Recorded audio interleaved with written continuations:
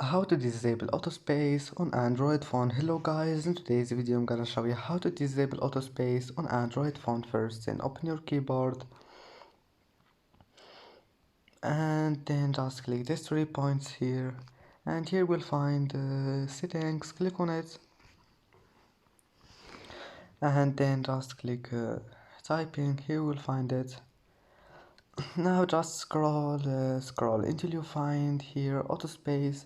Now all you need to do, just click on it, and as you see autospace have been disabled. Now just go back, it will be saved, and that's it. It's easy, and that's how to disable autospace on Android phone. And that's it for today's video.